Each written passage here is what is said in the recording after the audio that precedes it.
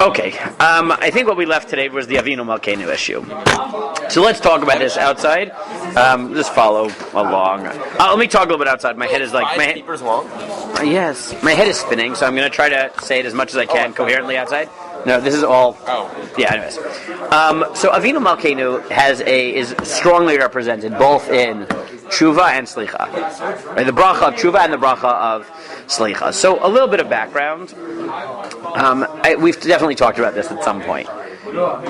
One of the things you've got to understand in Tanakh, Chazal in general, is that Tanakh describes the relationship of God and the Jewish people with many, many different metaphors.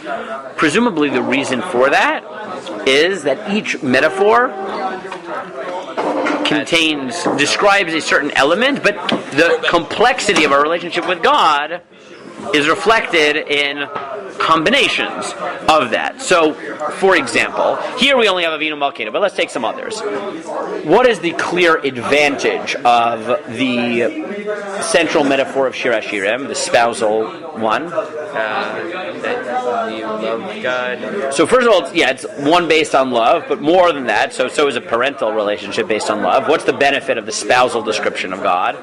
It's like romantic. The partnership is that it presents us as an equal, which is a very strange thing. The other ones don't, right? Melech does it, right? Melech to Eved doesn't, parent to child doesn't. Yeah. The only relationship we have where we're presented as God's equal, where we entered into it willingly, is the spousal relationship. That's the benefit of the spousal relationship. It emphasizes our input, our responsibility, and the like. What's the downside of a spousal relationship? It shows us that way. It looks like right. And right, so that for sure. But what else? What else is the detriment? If you really think the relationship we have with God is spousal, so then what does that mean? What's true of a spousal relationship? You can get divorced. It's not inalienable, right? And that's why we talked about this in terms of Yeshayahu Perek Nun. That's why God has to say, yes, we're married, but don't think that Gulut was divorced. I didn't give you a bill of divorce because it's tempered with other relationships which are inalienable, like parental, sibling. Right, even within Shir HaShirim, yes, Achoti Kala, Shir HaShirim, my sister, my Kala. That's weird. Right, because siblings are inalienable. Right, they're equal, but they're inalienable. Right. So we have sibling plus spousal, because we're equal, it's willing, but it's not actually alienable because it's tempered by that. And we have other ones.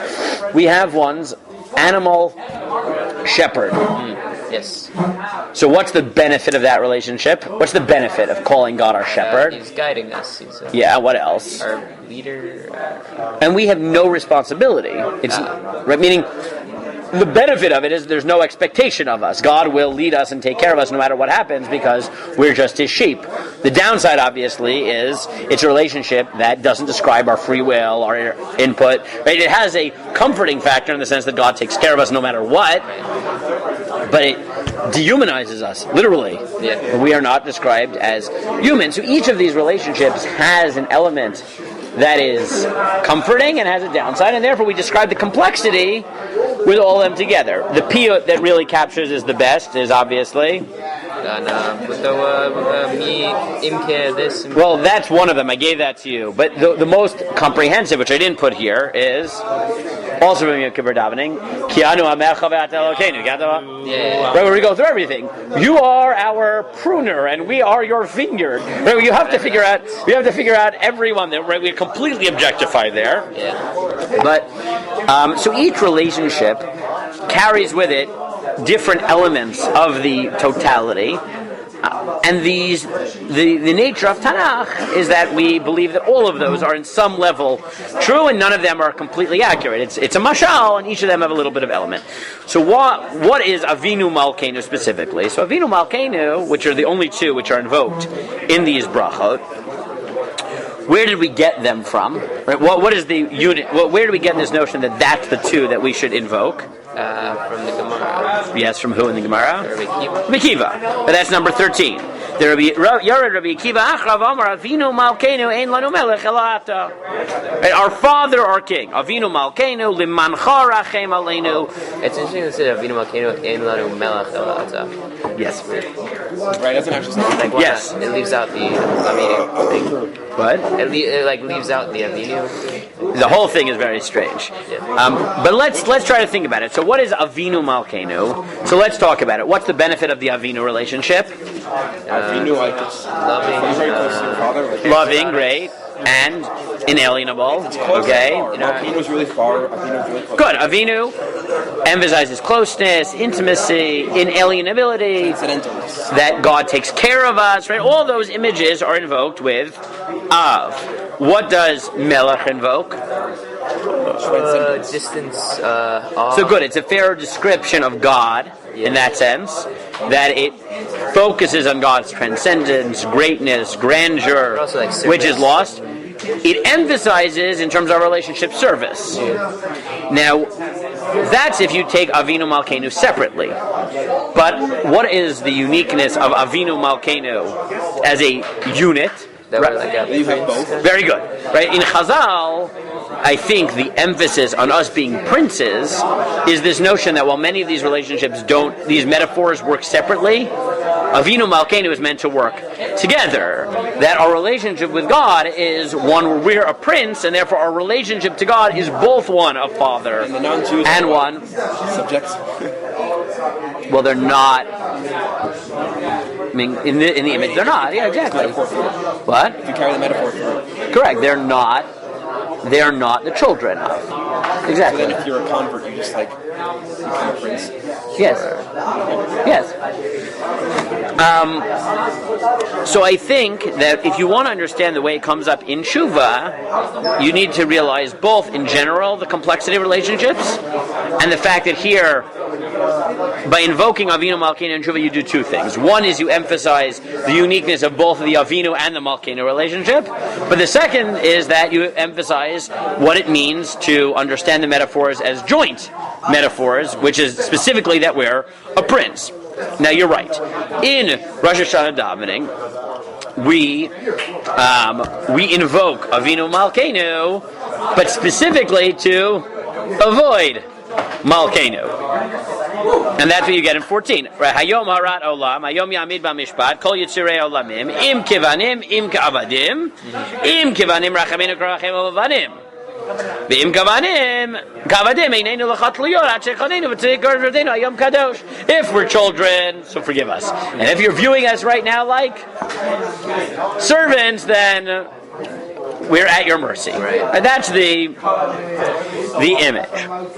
Now it's clear that the extent to which we invoke the Avinu element here is we're looking for mercy, and that's why we're invoking it in Tshuva.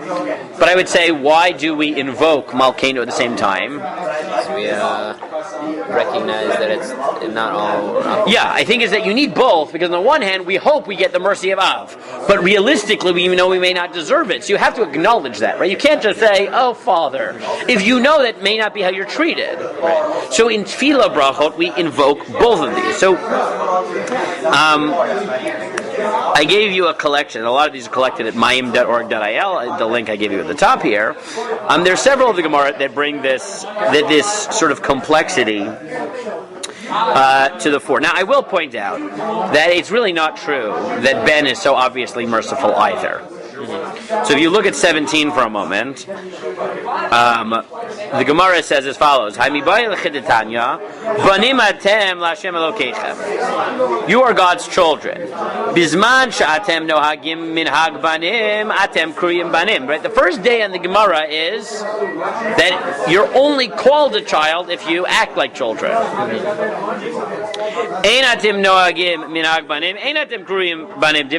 Yehuda says it's not true. You think that Ben is inalienable? It's not true. You only deserve to be a Ben if you act like a son. Rabbi Meir Omer, Ben kach u'ben kach atem kriyim banim. Rabbi Meir says, no. The whole vort of being a Ben is that you're a son no matter what you do. That's what that metaphor is getting across. Because in Tanakh, sometimes we're called foolish children, meaning we're children who are doing what you shouldn't be doing, but you're still children. And God says you have children with no faith. Right? No, not faith. Emun is that I can't trust. Right. Vomer zera mirayim banim mashchitim. Vomer vayom hakavasher yomar lahem lo amiatem yomar lahem b'nei al-chai. Now, if I asked you, what's the machlokes? What's the machlokes? Whether I understand Rabbi Meir, which is that Ben is emphasizing the nature of the relationship with God that is inalienable and therefore doesn't depend on our actions. What's Pshat and Rabbi Yehuda thinks even Ben is not like that? Oh, because Ben just refers to the Rachel and the good that we get from God. So that only comes. So it could be. I would say slightly differently. Look at 18. Look at the Rambam in the Meir Nevuchim. The Rambam in his language, the Meir Nevuchim says, it's well known that the verb yolad means to bear, or they have borne him children. The word was next used in a figurative sense with a reference of various objects in nature, meaning to create before the mountains were created, to produce, etc. The verb denotes to bring forth, etc. Top of the next page. A man who's instructed another in any subject, top of the next page, and has improved his knowledge may in like manner be regarded as the parent of the person taught, because he's the author of that knowledge. And thus the pupils of the prophets are called sons of the prophets, etc. The Rambam says, the first whole section of the Nevuchim is just language. And he says, Ben, there's the literal meaning of Ben, which is child. Then there's metaphorical levels, which is that which is produced, and that which is, a student can also be a child, because he's the spiritual heir rather than the physical heir. What does that tell you?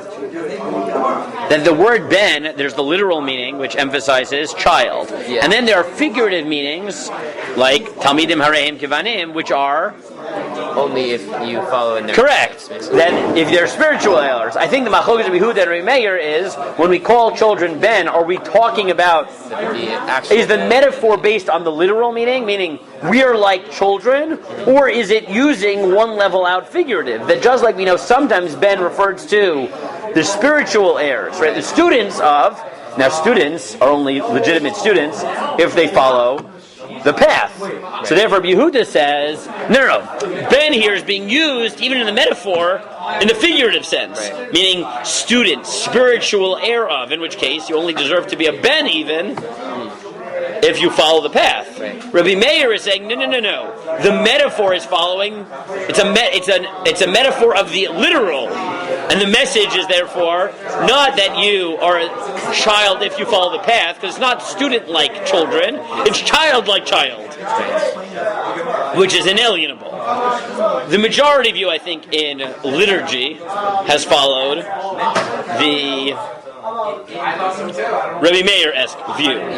That the metaphor of Ben, used in Tshuva especially, and Selicha, is the inalienable child one. But it's not exclusive.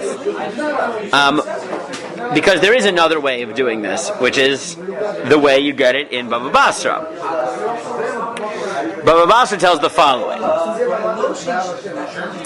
Rabbi Meir said, Yesh l'baldin, lo shchiv l'omer melechem, ohev aniyim u'mibnei mayin u'mefarnesan, amar lo kedei shenitzol anu bohen midino shel gehino. This is number 15. Rabbi Meir said, you could have a philosophical argument and say, why are there poor people? And why should you give them tzedakah? If God wanted them to have money, He would have given it to them. Why are you giving them? And he says, being born with an illness. well, 1 second. So he says, because God wanted us to get Holam Haba from and be saved from Gehenna. God wanted us to be saved by giving tzedakah. Then the Gemara tells the following story of Tarnos Rofus and Rabbi Kiva. Tarnos Rofus says to Rabbi Kiva, Im Elokeichem oev aniyim mibnei ma'in nefarnesam.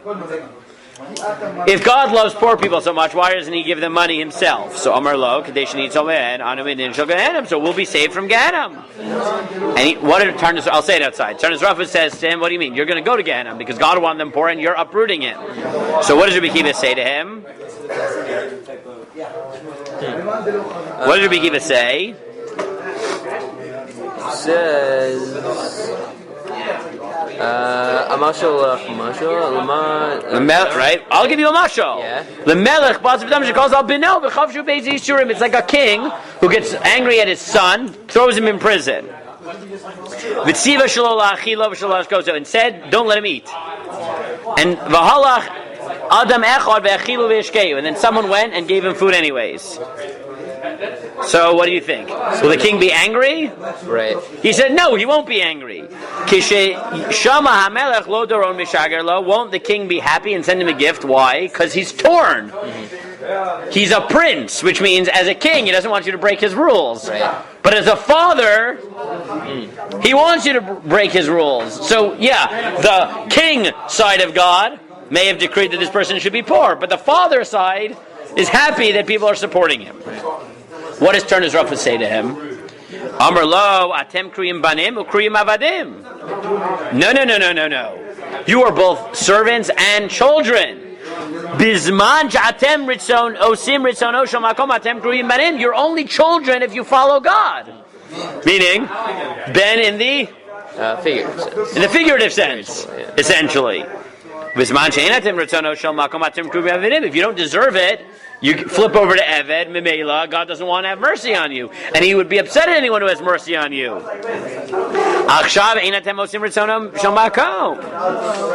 So what does he answer?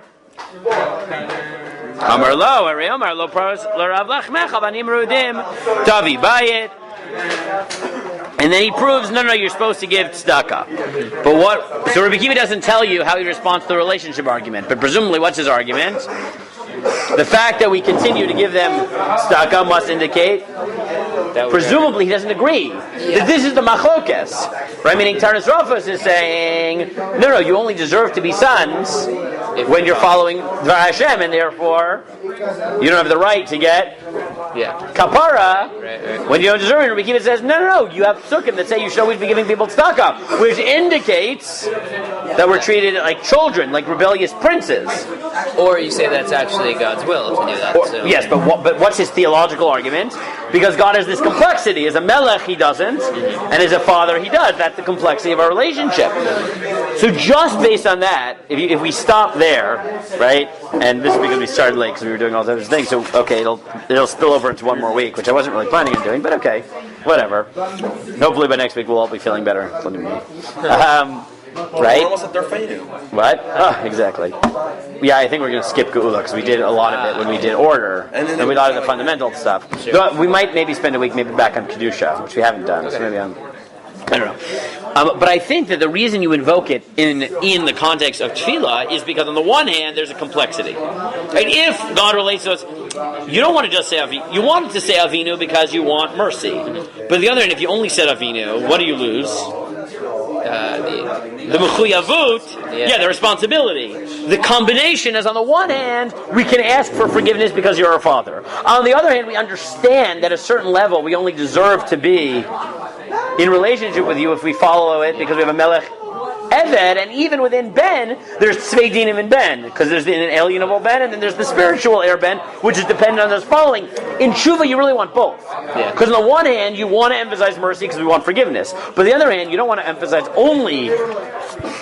Right, because you want to actually... Because you want to motivate yourself to do Tshuva, and therefore it's important that the dafka, the imagery that we pick in Tshuva and Selicha is always Avinu Malkeinu, which captures those two complex relationships. You can't just have an Av relationship.